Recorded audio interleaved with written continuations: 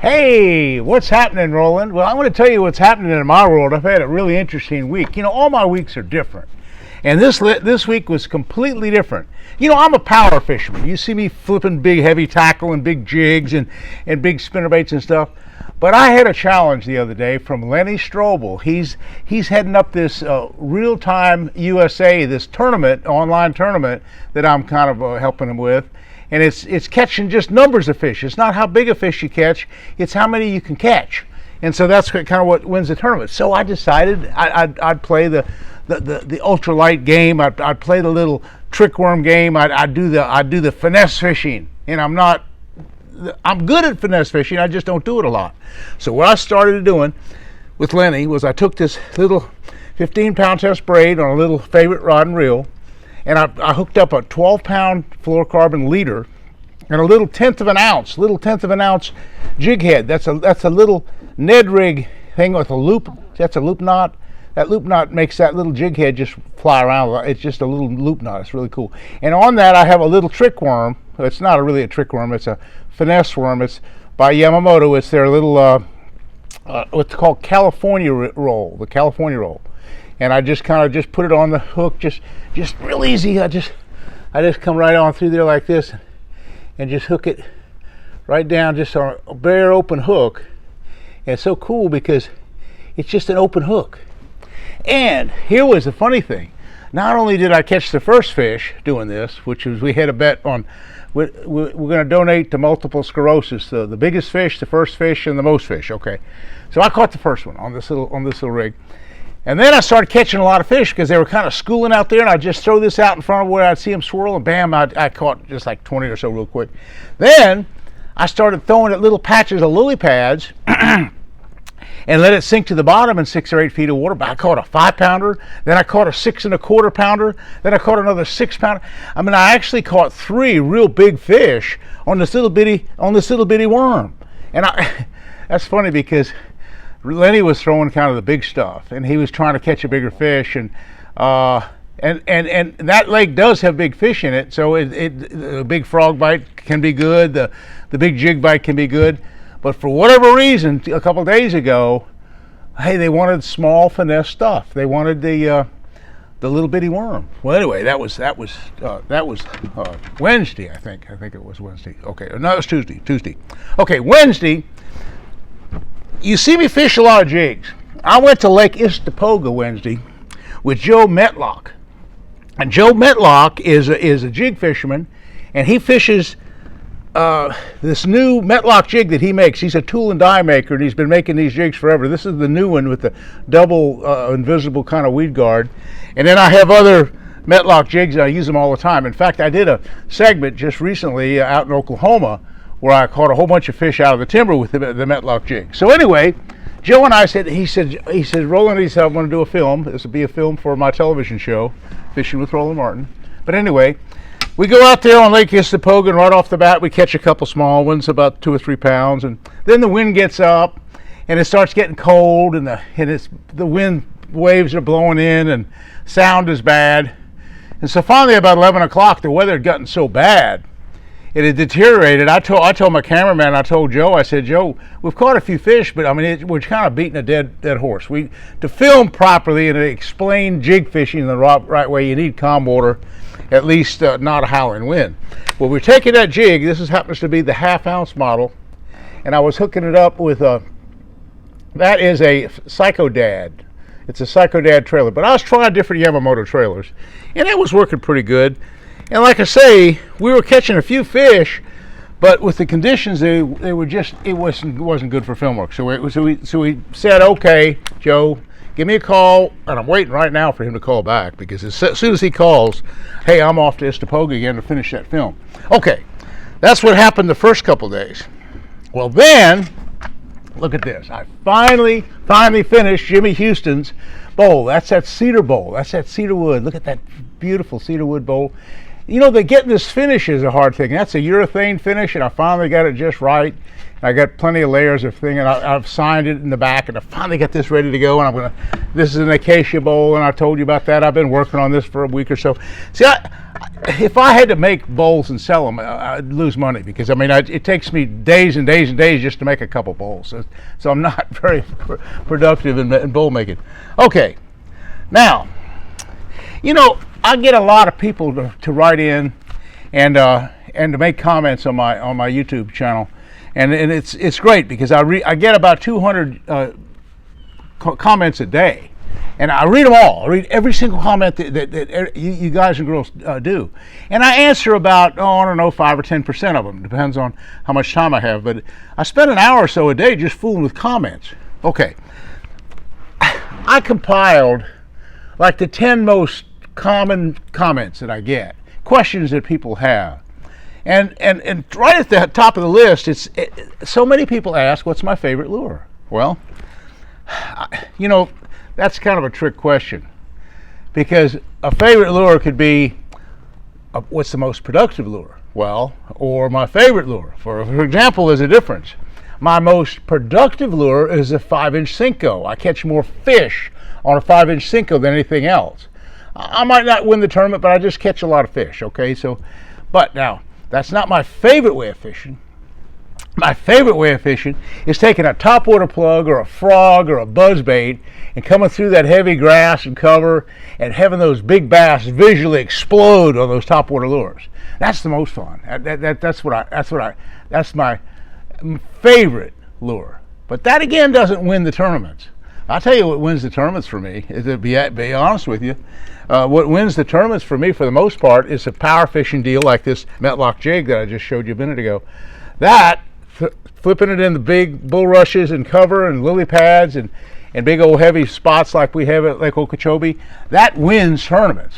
And so if you look back at my most successful lures that I've won the most money in tournaments with, I'd have to say it would probably be a jig like that Metlock jig. Okay, so that was the first question. Okay, second, aren't I afraid of the gators? You see, how many times have you seen these gators swim up to the boat and try to grab the fish or grab the lure as it's coming through the water? And these gators are very persistent. They won't go away. Sometimes they get locked in on trying to get that lure, and every time you make a cast, he comes zooming at the lure trying to get it. And if you don't watch out, he'll get the lure. And then you got a handful, and you're not supposed to be molesting the gators, but in this case, many times the gators are molesting the fishermen because they just won't go away, because they just come out of nowhere and they want the lure. Well, there's a couple things. I respect gators, but I'm also very aware of the fact that they don't attack the fishermen. They really don't. In all the times and all the chronicles that we have at Lake Okeechobee and all through the Everglades and all the people that wade and all the airboat fishermen and all that stuff, there's just been virtually no instances, at least on Okeechobee, where the fishermen have been attacked by an alligator. It's not that at all. The alligators are trying to get their fish, and they're trying to get their lures, but they don't attack them. Now, there's one exception to that, and that is if you're in a small boat and you're washing your hands, like I'm in that little canoe a lot. Now, you got to be careful, because sometimes a gator will sneak up to the side of the canoe and just looking for an easy meal. And if you just are washing your hands, and it could just be a 3 or 4 footer, but the problem is you put your hand in the water right there in front of him, he'll grab it. He'll think it's a fish or something. He's not trying to eat you, he's just trying to get the hand. Something that's the size of your hand is like a fish. And so, now here's the problem with the gator. If they do bite you, they have a staphylococcus infection possibility. In other words, you can really get sick and possibly lose your hand and everything else from the infection that gators have in their mouth. And monitor lizards have the same thing. There's certain other reptiles that carry just terrible bacteria in their mouth. And so that's what you have to watch out for being bitten, so you don't want to get bit. Okay, so I'm not afraid of gators. Okay. Third question. What's my favorite lake?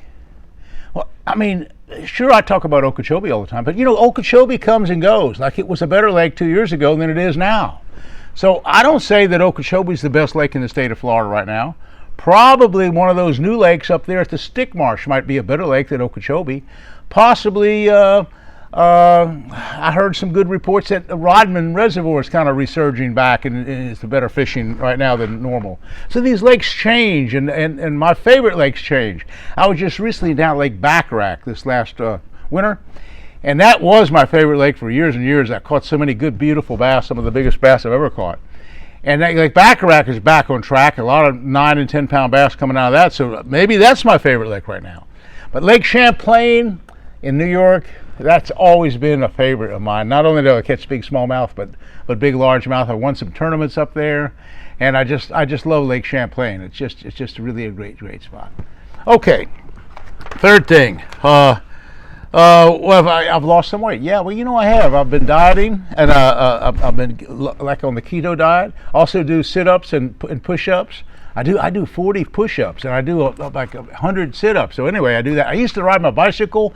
My little bicycle was pretty good, but the problem with the bicycle was my doctor said he's getting a lot of people getting hurt on bicycles, and I've had some close calls on bicycles. So I kind of gave up on the bicycles. But I've lost quite a bit of weight, and I'm really kind of healthy right now. Okay. What's my personal best fish? Okay, that's the fifth question. What's the personal best? Well, over the years, I mentioned Bacharach. I've taken 2 really big bass out of Bacharach in the 14-pound class, and I've taken another big one in Florida on a shiner that was about 14 pounds. So I've gotten several big fish, but Lake Bacharach was my best one. Okay, 3 favorite knots. What's my favorite? That's a really big question. In fact, it's one of the best YouTube things I've ever done. It's not the clinch knot. That's not my favorite knot at all. I like the double uni knot for attaching the leader to the line. That's the one favorite knot. I like the Palomar knot for just tying the lure on. Okay, that's the second favorite knot. And I like a loop knot for just working that jig, like just showed you. That was that little California roll, that little jig head I had on that little light rod. That makes a big difference. Sometimes a loop knot. So they're my 3. Okay. What is my favorite rod? Well, I don't know. It changes. I got 4 favorite rods. I mean, I got a worm rod that's basically a 7-foot medium heavy action if I'm using braid. If I'm using monofilament, I'll go to a heavier action. Okay, then I have a crankbait rod, which is usually about a 7-foot medium action, or even a lighter than that, light to medium action. And that's also a good one for chatterbait fishing. And then it's also good for spinnerbait. Then, of course, there's the flipping stick. You have to have a big, heavy rod to do the power fishing I do with the big jigs, hipping those mats and stuff. So that's 3 completely different rods. And then the 4th rod would have to be, you're going to have a spinning rod from time to time.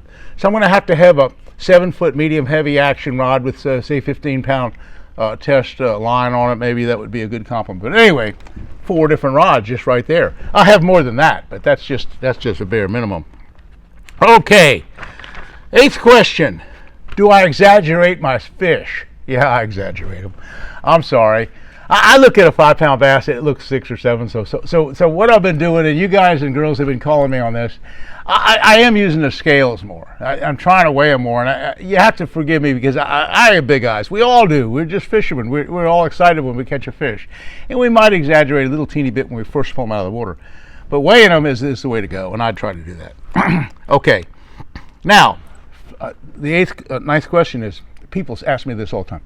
Why would I ever use a 50-pound braid for a small bass? Say a 3 or 4 pound bass, 50-pound braid, that's an overkill. Well, hey, it's in open water, I use 4-pound line.